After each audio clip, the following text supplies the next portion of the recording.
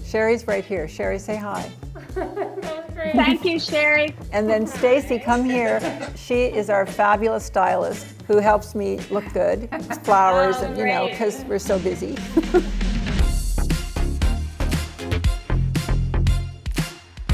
This episode of Behind the Design is brought to you by the Volvo XC40, the SUV designed for city life. Hi. Hi, Linda. How are you? Great. Happy fall. Oh yeah, happy fall. Your background is beautiful. What room are you in? Thank you. I am in the master bedroom, otherwise known as the command center. When everybody started working from home and schooling from home, this was the room that was left for me. So I work on my bed. Me too. Yeah, and truthfully, it's my favorite room in the house at the moment. So I was happy to take the bedroom as mine. I'm so looking forward to this tour because your house in our trends issue, January, one of my all-time favorite houses. Oh, thank you. It's beautiful. It's so airy and colorful and light-filled, and of course it's about the art. I know you're an independent curator, art curator. Yes. The fact that you love design and decorating doesn't surprise me, but Right. the fact that you do it so well on your own, I guess, because through all the stories we've done on your various homes, I've never read that a designer has guided you. No, I read about it a lot, and I guess just have picked it up along the way. And so I do help people also with sort of finishing touches, lighting, rugs, as well as the art. Great. So you curate the room. You're a stylist. Yeah. It all goes together. But for me, the art it's the most important piece of the puzzle. Will you show us your bedroom? So the bedroom is a renovation from Super Cool, the architecture firm, who we've worked with before on our cottage in Georgian Bay.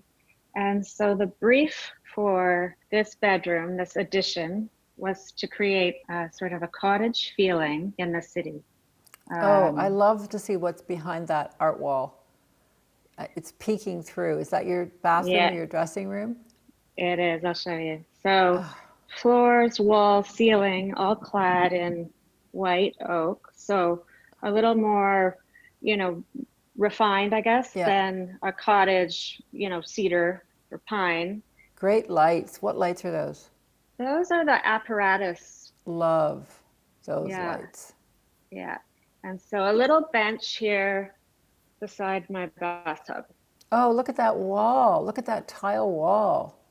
Yeah, so those are tiles from Morocco, and I wanted a bit of pink in my life, so this is where I got it. So I can sit in my bath and look out the window. Oh, may I see the feet of your tub? I'm sorry if I interrupt you, but I need those details. That is not a standard clawfoot tub.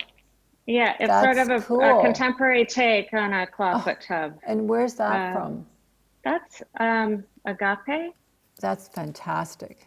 Beautiful, beautiful. I love the idea that you want some pink in your life, but you put it in a place where you're not exactly, waving it. Yes. It's very private. It's mine. It's just mine. Obviously, I've hung art on the wood walls, which is a departure from my usual white. So you curate around your art. I do. The room is built to show off your art, which Yes. I'm sure is opposite to what everyone else does. Some other people do, right. But it's also why your rooms tell such a fabulous story, because everything's in tune. Yes, and all of the artists in this room are women, whether that was purposeful or not. I guess subconsciously it probably was, but I like the story that tells. That's great. So will you take us down the hall, because now we're dying to see the rest. The hallway is interesting because these are the only walls in the house that I haven't hung any art on, and I'll keep them that way as long as I can, just because it really does feel like a passage from, the part of the house that has a lot of action to a quiet sort of my respite. And now we're into the light, white, bright part of the house. Yes. So Pam, I saw your house before you bought it. Mm-hmm. and it was photographed for House and Home, and it was filmed for our video series. And I remember Yes. the designer, Connie Braemar, did it, Mm-hmm. and Mm-hmm. it was all dark, a lot of dark wood. Yes. And if someone had said, what was your image of that house? I would have said dark. Yes. So you bought it, and then what? So we lived in that version of the house for probably 10 years before we made any changes at all. And so the first changes that we made were just paint, and it made a big difference. But otherwise, we left it, and I love it. Am I looking at a TV or am I looking at an art installation? So you're looking at our TV, but right now it's an art installation. So this used to be our bedroom. This was the master bedroom before we did the recent renovation. And I acquired an artwork that was a video that the artist, instead of it being on a television screen, he really wanted it projected large scale on a wall. And so, really, that was the thing that kind of started it all rolling. But I mean, we can watch Anything. basketball, we can watch TV, we can watch anything on it. But I do use it for artwork. Perfect. And behind you, Behind me is the home office for two. yes, and what's that work that I'm seeing? Is that a Calder? It's a watercolor, a large watercolor of a Calder. It's great. So we're going downstairs. So this is the front entrance, Yeah, the fantastic. railings. So this is a sitting room. And the recent addition to this room is the carpet. And it's done by an artist named Jeremy Lang, who works in textile. And so he designed this rug for this room. And the coffee table's interesting too. Mm-hmm. That was custom. Yes. And you have some wonderful Scandinavian designed furniture. Mm-hmm. Are you a collector of any particular period or any particular style, or do you like to mix it up? I do like to mix it up. I mean, this is another one of my collections here. Wow, beautiful. Which is white Rosenthal vases from I guess the 50s. Beautiful. That was an eBay habit that I had for quite some time. Okay, so we'll walk into the kitchen now. Okay, I never would have recognized this kitchen in a million years, and I memorized this kitchen. As soon as I saw the issue, I said to Sherry, our producer, I said, there's no way this is Pamela's kitchen. No way. Yeah. She said, it is. The kitchen was a very dark wood. And It was these great. Fixtures. It was great. Here it is, right here. Yeah. Yeah. So all we did was remove the corner, I don't even know what they're called. Bracket, a corbel bracket. Yeah. Yeah. And so we just took those off, painted it a color called Thunder by Farrow and Ball, but they were open shelves. I actually think that if you designed a contemporary kitchen and installed it now, it wouldn't be as effective as this. Right. Because this goes with the architecture of the house. Yeah. And that's the thing. I mean, I could have changed the faucets, but they work. No, I think that those faucets look amazing. It looks like either Waterworks or Perrin and Rowe. Beautiful faucets. Yeah, But you did build the dining area. exactly. So That's my favorite part of the house. oh, I love the symmetry and the drama of this alcove. It's fantastic. and this is our dining room. So we don't have a formal dining room. This is it. But I bet you don't miss it. No, I don't think so. Tell me about the chairs. The chairs are from Matter. You can see the backs of the chairs are very similar marble. Oh, they're marble. They're marble. Oh, beautiful. Yeah. Everything is so harmonious and refined. Yeah. So the black kind of Fantastic. works with the pickup sticks light. Oh, yeah. And then I Yeah. see in your art, I see vessels or pots. Yeah, so this is a photo piece by an artist named Roy McMakin, and it's 6 views of his mother's Dutch oven. So photographed from each side, top and bottom. It's tactile. I can feel how great this is. Yeah, and it really is a kitchen dining piece, as well as this piece, which is a photograph taken by Scott McFarland in New Orleans in Galatoirs. So It's so refined and it feels very edited. Now, do you have children? I do. I have And two teens. Oh, and when they were little, did you, I mean, how did you manage to have everything so beautifully edited? Was it always this way? Well, I mean, today is a bit smoke and mirrors. I've got a lot of things sort of shoved in closets. Oh, we all do that.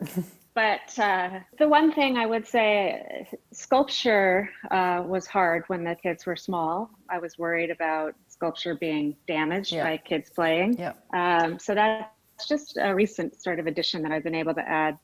You're giving us such a great tour. Oh, now we're going down to the room that we featured. Yeah. I remember these doors. It was the first time I had seen this style of door flanking a fireplace. I remember it the minute I walked in that room. It was inspiring. It still is. So when you started thinking about design and working on homes, were you worried about things like sustainability?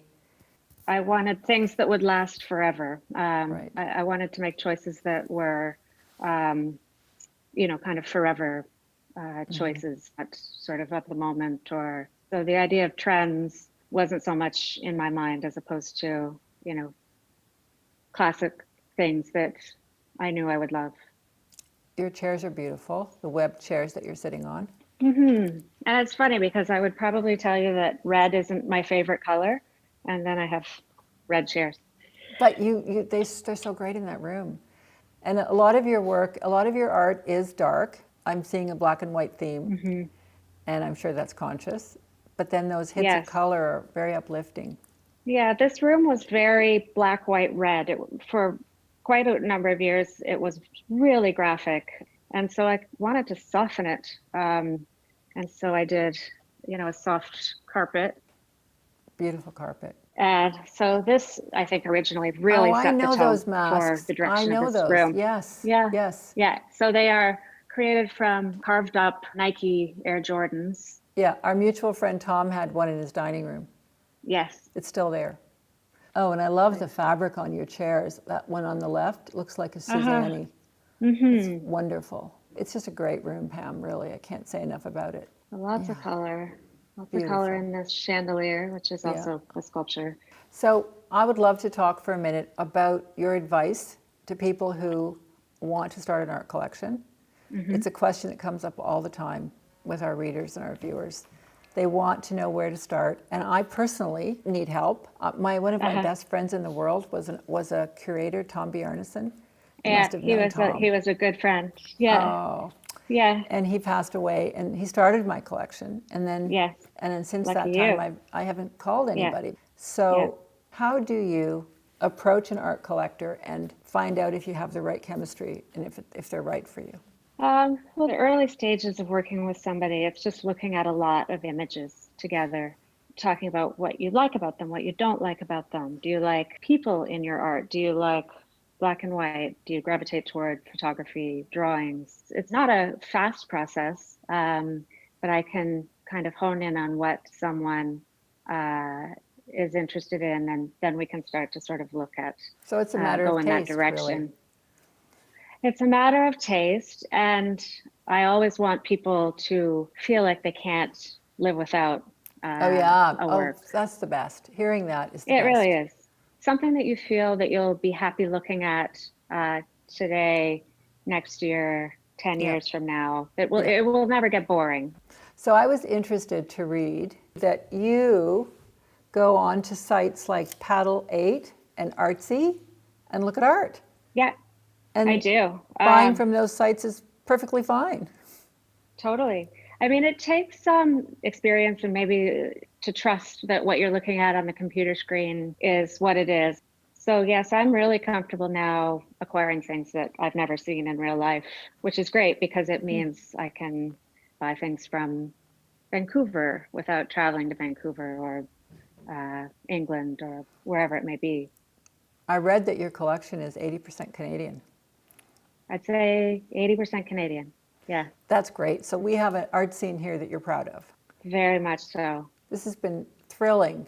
Yeah. Thank you so much. Yeah, I feel really lucky. I want to live here forever. This been was fun. Really fun.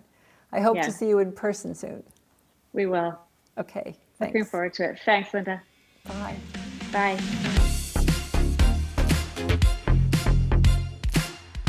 This episode of Behind the Design is brought to you by the Volvo XC40, the SUV designed for city life.